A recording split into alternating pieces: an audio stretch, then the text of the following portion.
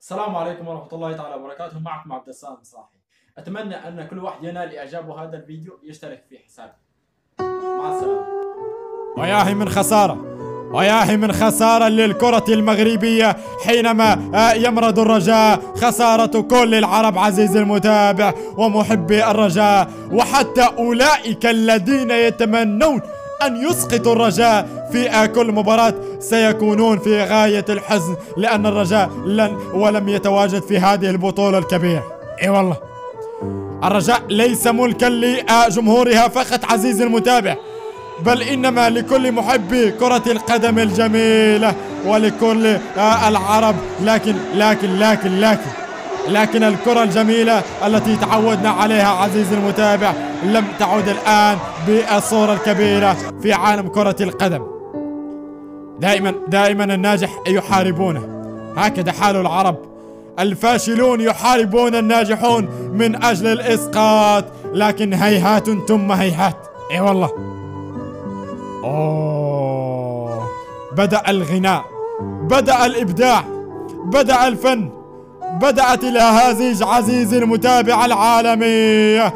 وها هي ليلة ويا هي من ليلة ويا ليل طول وهات العمر من الأول. الله الله الله الله.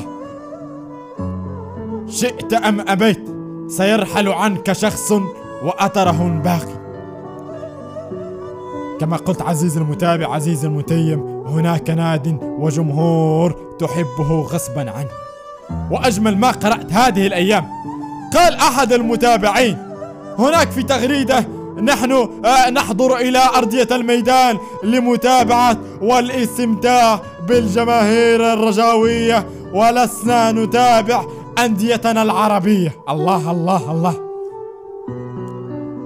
السحر الكروي الذي يقدمه الرجاء الآن حلالا وليس حراما.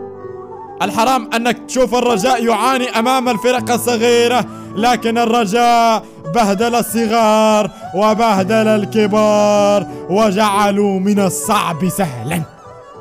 والكل عزيزي المتابع يتذكر كلام المدرب الكبير بيب جوارديولا هناك في آخر تصريح له في نهائي كأس العالم للأندية، حينما قال بالحرف الواحد: لم أكن أعرف عن الكرة العربية شيء، لكن الرجاء علمني الكثير.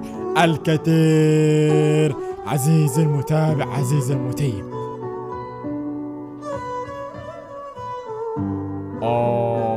هذه واحدة من اللمسات، هذه واحدة من الفنون، هذه واحدة من الرسمات، هذه واحدة من اللوحات.